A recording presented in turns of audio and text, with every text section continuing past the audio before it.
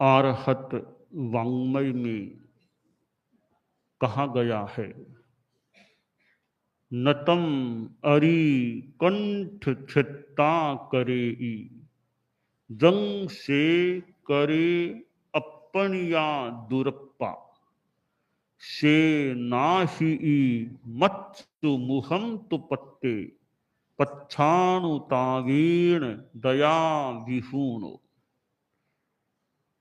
चार प्रकार की आत्माएं होती हैं, परमात्मा, महात्मा, सदात्मा और दुरात्मा।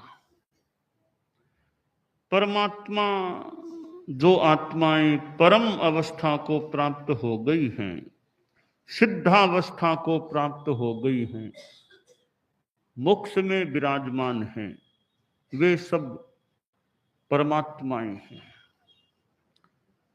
वो संसारी अवस्था से मुक्त हैं। अब जो संसारी जीव हैं, संसारी आत्माएं मनुष्य हैं, उनमें फिर तीन प्रकार हैं। महात्मा, महान आत्मा महात्मा होती है। तो आत्मा में महानता उजागर हो गई है। संस्कृत के श्लोक के अर्ध भाग में कहा गया है, मनस्येकम वचस्य पुष्येकम महात्मना। जिनके मन में, वचन में और शरीर की चेष्टा में एक रूपता होती है, वे महात्मा होते हैं, यानी सरलता होती है। जो मन में है वो ही बात वाणी में है, और जो वाणी से कहते हैं वैसा शरीर से आचरण भी करते हैं। तो मन, वचन और शरीर की एक रूपता होती है। जिसके जीवन में वह व्यक्ति महात्मा है, या यूं समझें जो त्यागी तपस्वी साधु लोग हैं, संत पुरुष हैं, वे महात्मा होते हैं। अब सदात्मा, परमात्मा की बात हो गई, महात्मा, सदात्मा, जो सज्जन लोग हैं, साधु तो नहीं हैं, यूं सज्जन हैं, सदाचारी हैं, अच्छे भले आदमी हैं, ज्यादा कोई हिंसा हत्या इनमें नहीं जाते, धोखाधड़ी झूठ विशेष ज्यादा नहीं करते, चोरियां नहीं करते, डकैती नहीं करते, अच्छे भले आदमी हैं, वे सदात्मा यानी सज्जन लोग हैं। अब चौथा प्रकार है आत्मा का दुरात्मा। जो खराब आत्मा है वह दुरात्मा। श्लोक के उत्तरार्ध में कहा गया, मनश्चन्यत वश्चन्यत वपुश्चन्यत दुरात्मना। मन में कुछ है, वाणी से बोलते और कुछ है, करते कुछ। जहां कथनी करनी में असमानता रहती है, वे लोग दुरात्मा हैं। छल कपट झूठ का ज्यादा प्रयोग करने वाले और हिंसा हत्या आदि आदि में ज्यादा रुचि लेने वाले, वे दुरात्मा है। हम ठीक हैं, परमात्मा की बात एक तरफ, महात्मा भी संत पुरुष तो हो सकते, उसकी बात भी एक बार छोड़ दें। अब दो शब्द हैं, सदात्मा और दुरात्मा, यानी सज्जन और दुर्जन। दुनिया में सज्जन आदमी भी मिल सकते हैं, दुर्जन भी मिल सकते हैं। संस्कृत में कहा गया, न जार जातस्य ललाट श्रृंगम, न साधु जातस्य करेच पद्मम। जार से पैदा हुए के ललाट में सींग नहीं होता, सम्यक विधि से जन्मे हुए के हाथ में कमल नहीं होता, परंतु आचरणों से, व्यवहारों से कुछ पता चल सकता है कौन सज्जन है और कौन दुर्जन है। एक संस्कृत में अच्छा श्लोक आता है, सज्जन और दुर्जन के अंतर को बताने वाला है। विद्या विवादाय धनम मदाय शक्ति परेशान परिपीडनाय खलस्य साधो विपरीतमेतद् ज्ञानाय दानाय च रक्षणाय।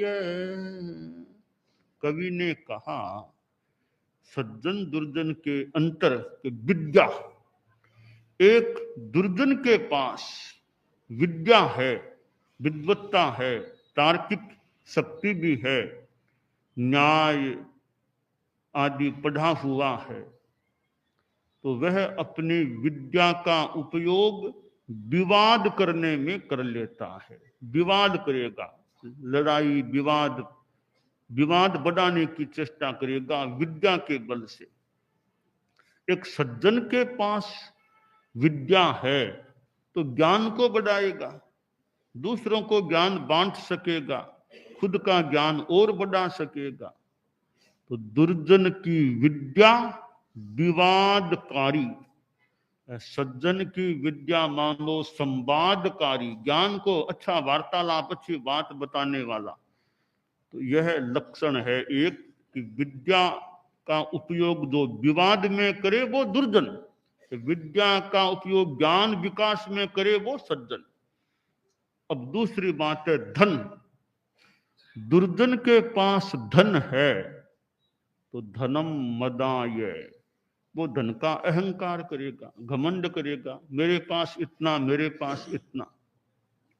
सज्जन के पास धन है तो घमंड की बात नहीं, वो दान करेगा, कुछ देगा, दान में भी उपयोग कर लेगा। यह सज्जन का दुर्जन का अंतर हो गया धन के संदर्भ में। अब शक्ति, एक दुर्जन के पास ताकत है, शक्ति है, पर पीड़नाय, दूसरों को तकलीफ देगा, किसी को गिराएगा, किसी के थप्पड़ लगाएगा, किसी के लात की मारेगा, कुछ करेगा, तो वो दुर्जन आदमी दूसरों को तकलीफ देगा शक्ति से। सज्जन के पास शक्ति है तो किसी की रक्षा करेगा, सेवा करेगा, परोपकार करेगा, तो शक्ति का वह उपयोग करेगा। दुनिया में महात्मा तो मान लें सब बन जाएं, कठिन बात है, तो इतना सा ध्यान दे लें कि दुरात्मा न बने, सदात्मा बने। जो दुरात्मा होती है वो खुद का नुकसान कर लेती है।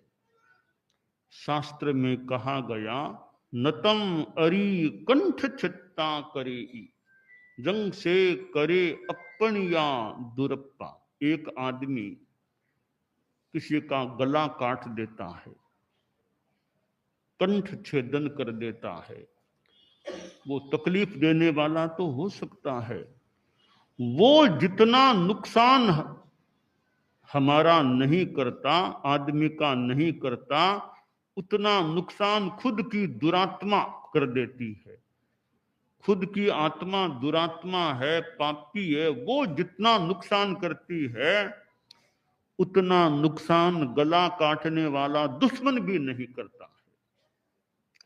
तो जो दुरात्मा है, दया विहीनो, जिसमें दया नहीं है, निर्दय है, निष्ठुर है, आचरण सत्य नहीं है, खराब है, वह जब मौत निकट आती है तब पश्चाताप करता है, अरे अब तो मौत आ गई, अब मेरा क्या होगा। सुया में नरे ठाना, मैंने नरक की बात सुनी है, अब मेरा क्या होगा, मैंने तो पाप बहुत किए जिंदगी में, अब मुझे नरक में जाना पड़ेगा, अरे अब मेरा क्या होगा। ऐसा पश्चाताप दुरात्मा को हो सकता है। तो आदमी दुरात्मा न बने, कम से कम अच्छा गृहस्थ तो रहे, सदात्मा, पापों से, बड़े बड़े पापों से तो बचने का प्रयास करने वाला हो।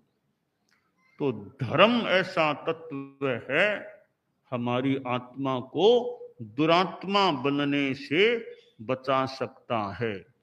हमारी अनुव्रत यात्रा चल रही है।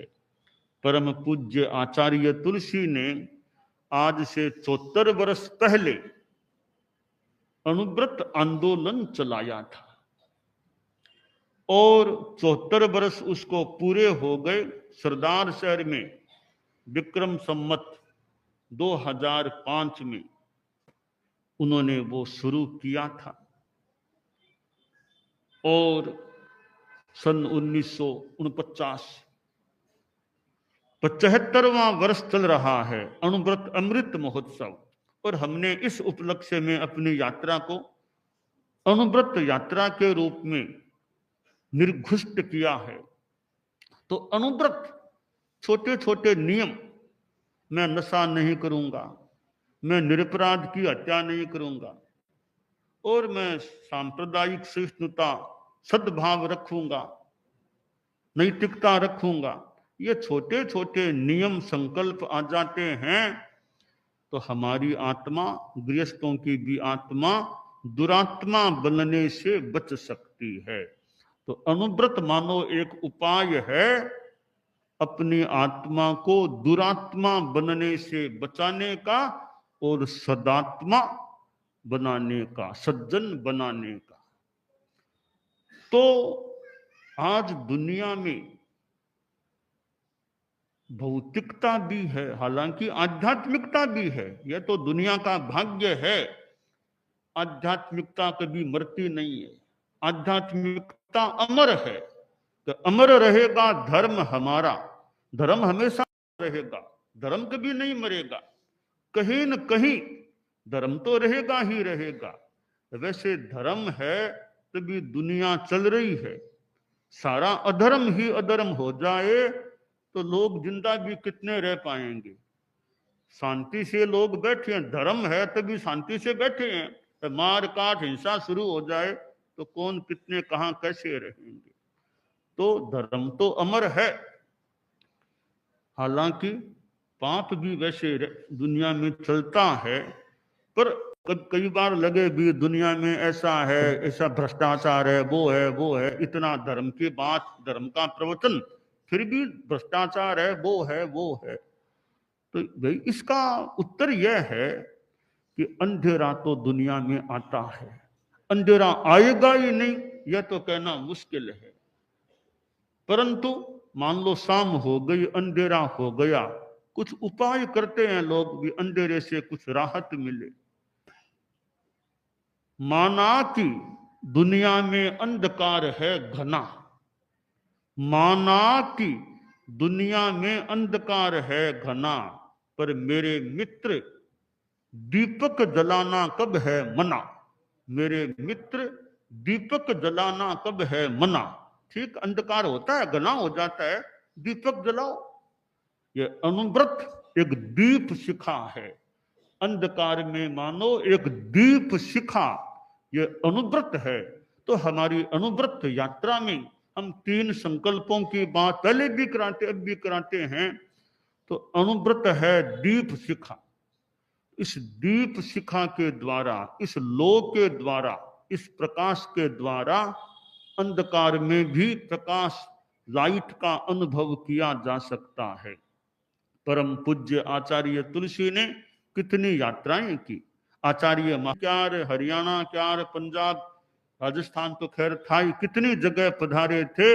और एक उम्र दराज होने के बाद, उम्र आने यानी जीवन के 9वें दशक में भी वे पधारे थे। विशेष बात ही माने कि 9वें दशक में भी कहाँ खानदेश पधारे थे, जलगांव मर्यादा महोत्सव, कितने क्षेत्रों में भी गुरुदेव का, खानदेश के अनेक क्षेत्रों में भी पादार्पण हुआ था। साकरी भी महाप्रज्ञ जी, हाँ, हालांकि साकरी में शायद गुरुदेव के साथ नहीं था,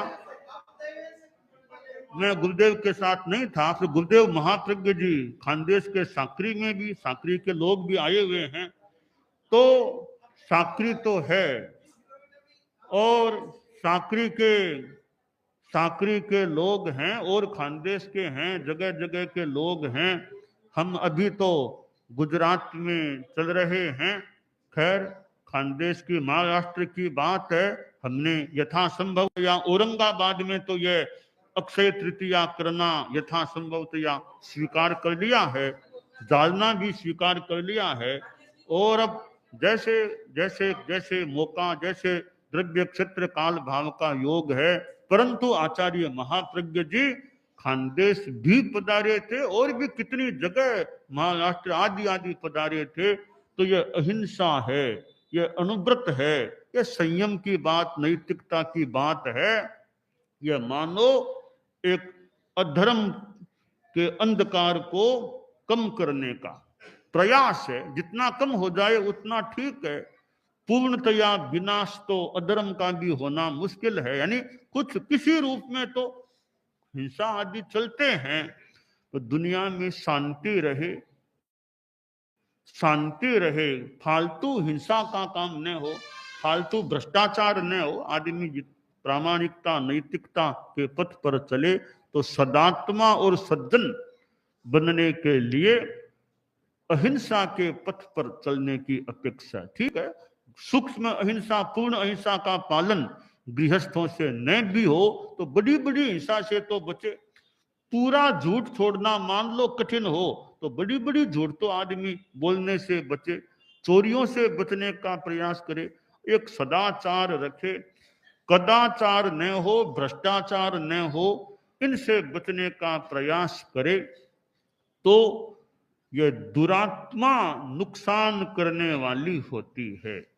तो इस दुरात्मा का रूप न बने, गृहस्थ लोग भी सदात्मा बने। तो अनुव्रत जैसे तत्व को जितना अच्छे संकल्पों को आत्मसात रखेंगे तो आत्मा सदात्मा बनी रह सकती है। उस धर्म जीवन में आ जाए। धर्म के दो रूप हैं, एक उपासनात्मक धर्म है कि सामायिक कर लो, जैसे माला फेर लो। कई लोग अपने अपने ढंग से पूजा उपासना करने वाले हो सकते, वो एक रूप हो सकता है, माला जप आदि आदि उपासना। कोई मंदिर में बैठ के उपासना करे, कोई भवन में बैठ के करे, कोई कहीं करे, जहां इच्छा कर ली। वो एक धर्म का पक्ष है, उसका अपना महत्व है। वो कोई माला फेरना कोई खराब काम थोड़ा ही है, वो भी अच्छा काम है।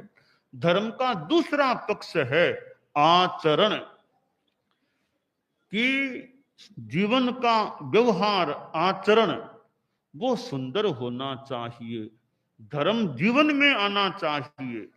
वो एक आदमी था जो विदेश में ट्रेनिंग लेकर आया कि बाघ, चीता, शेर आदि के उत्पात मचाए, उनको कैसे कंट्रोल में कर लेना।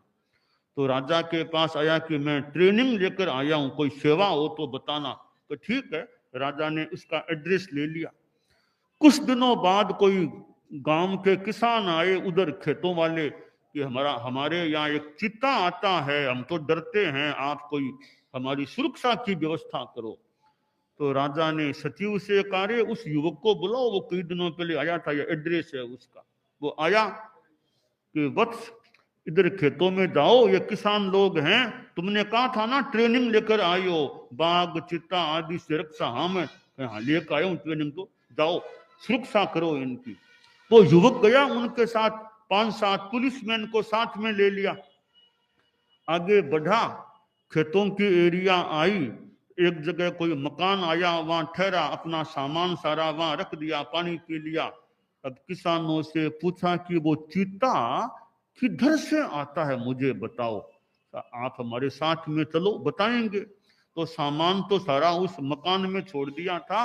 अब वो चीता को कंट्रोल में करने वाला आदमी कई पुलिसमैन के साथ गांव के किसानों के साथ आगे बढ़ा। इतने में वो चीता आ गया, चीता आने लगा। तो किसान बोले, साहब वो चीता देखो बहुत निकट आ गया है। किसान तो भागे कि चीता आ गया, चीता। पुलिस के लोग भी भाग छूटे। अब इसने सोचा, रे मैंने इतना कहा था कि चीते को और को कंट्रोल में करता हूं, मैं भी भाग जाऊंगा तो लोग हंसेंगे कि इतनी बात कर रहा था कि विदेश से ट्रेंड होकर आया हूं और यहाँ तो भाग छूटा। तो भागना तो बढ़िया नहीं, तो खड़ा रह गया। अब चीता निकट आ गया। अब वो बंदूक और सारा सामान तो वहां मकान में छोड़ दिया था, पास में था नहीं। तो इस युवक को याद आया कि बंदूक तो नहीं है, पर बंदूक का लाइसेंस मेरी जेब में है। उसने लाइसेंस निकाल लिया। अरे देख चिते देख, मेरे पास बंदूक का लाइसेंस है, मैं तुम्हें मार दूंगा, खत्म कर दूंगा। अब वो चीता तो जानता नहीं था लाइसेंस क्या होता है, वो तो झपटना जानता था। वो आगे आया, उस युवक पर झपटा, तो लाइसेंस को भी खत्म कर दिया, हो गया होगा। अब वो आदमी मर गया बेचारा। तो पास में बंदूक नहीं थी, तब मर गया। तो धर्म है वो आचरण में आए तब तो हमारी रक्षा करे, केवल कागजों में रह जाए रे, केवल वो और बाह्य अनुष्ठान में तक। अनुष्ठान बुरा नहीं है, हर अनुष्ठान, पर आचरणों में धर्म नहीं है तो केवल कागजों का धर्म, किताबों का धर्म, वो कितनी रक्षा करेगा। तो धर्म एव हतो हंति, धर्मो रक्षति रक्षित है। हम धर्म की रक्षा करेंगे, जीवन में धर्म को सुरक्षित रखेंगे, तो धर्म भी हमारी रक्षा कर सकेगा।